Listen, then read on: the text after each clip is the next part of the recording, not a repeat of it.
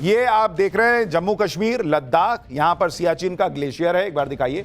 और ये जो आप नीला हिस्सा देख रहे हैं, ये शख्सगाम वैली है। और ये शख्सगाम वैली उसी पीओके में है जो भारत का है। तो भाई जब पूरा पीओके भारत का है तो तुम्हारा शख्सगाम वैली कैसे हो जाएगा?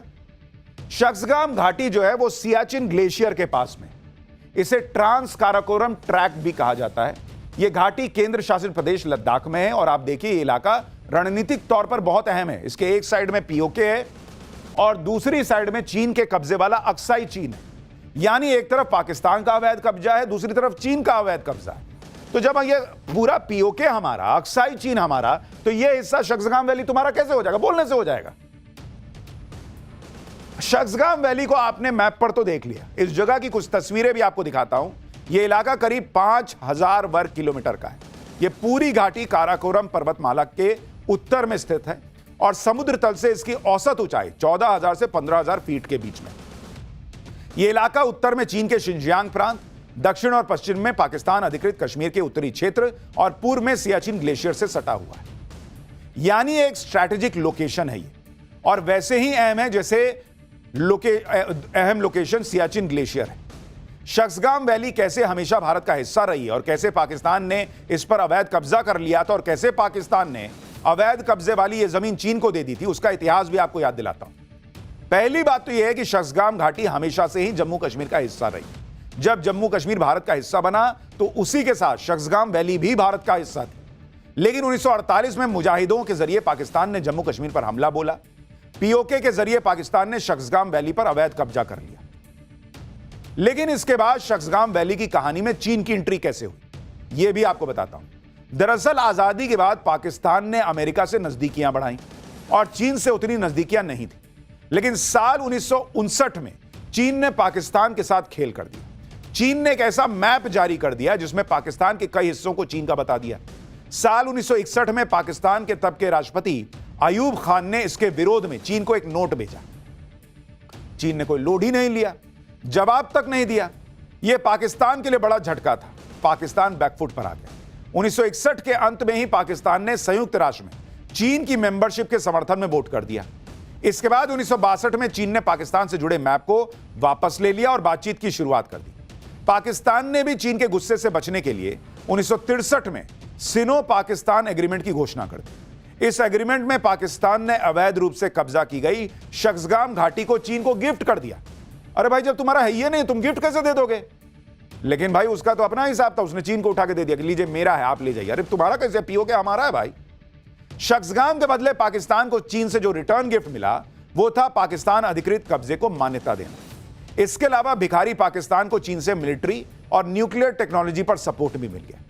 यानी जो इलाका पाकिस्तान का था ही नहीं, जो इलाका भारत का है और जिस पर पाकिस्तान ने अवैध कब्जा कर रखा था, उसे पाकिस्तान ने डर के मारे चीन को दे दिया। और आज नहीं, 1963 में ददे दिया। अब चीन कह रहा है कि यह मेरा इलाका है। लेकिन army chief general Upendra Dwivedi ने यह साफ कह दिया कि भारत ना तो तुम्हारे 1963 के एग्रीमेंट को मानता है, ना ही चीन पाकिस्तान के आर्थिक कॉरिडोर को मानता है। मतलब भारत ने क्लियर कर दिया कि तुमको जो बोलना है बोलो, हम मानते ही नहीं है। अब यह समझिए कि शख्सगाम वैली को लेकर अचानक बवाल क्यों मचा है। भाई दिया तो 1963 में दे रखा है तब से। दरअसल चीन शख्सगाम वैली में इंफ्रास्ट्रक्चर को खड़ा कर रहा है, रोड बना रहा है। चीन ऑल वेदर रोड बना रहा है जो भारत के सीमा के कुछ ही किलोमीटर की दूरी पर है। दावा है कि चीन यहां 75 किलोमीटर के करीब रोड बना चुका है। यही वजह है कि भारत चीन का कड़ा विरोध कर रहा है। भारत के विदेश मंत्रालय ने शुक्रवार को ही चीन को कह दिया था कि भाई शख्सगाम वैली भारत की है। भारत ने साफ कहा कि उसे अपने हितों की रक्षा के लिए एक्शन लेने का भी अधिकार है। सुनिए विदेश मंत्रालय ने क्या कहा। Shaksgam Valley is Indian territory. We have never recognized the so-called China-Pakistan boundary agreement that happened in 1963. We have consistently maintained that the agreement is illegal and invalid. We do not recognize the so-called China-Pakistan economic corridor either, which passes through Indian territory that is under forcible and illegal occupation of Pakistan. The entire Union territories of Jammu and Kashmir and Ladakh are an integral and inalienable part of India.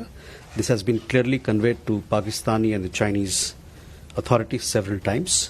We have consistently protested with the Chinese side against attempts to alter the ground reality in Shaksgam Valley.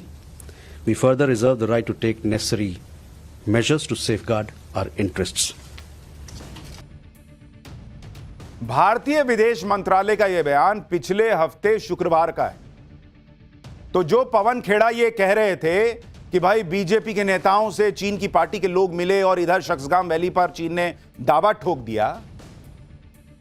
चीन को पाकिस्तान ने गलत तरीके से वो gift किया 1963 में, और चीन अभी उसकी याद फिर से इसलिए दिला रहा है क्योंकि भारत में बीजेपी और चीन की पार्टी की मुलाकात के पहले ही शुक्रवार को पिछले हफ्ते विदेश मंत्रालय ने चीन को हड़का दिया था कि भाई मेरी जमीन है, मेरा इलाका है, वहां तुम क्या कर रहे हो।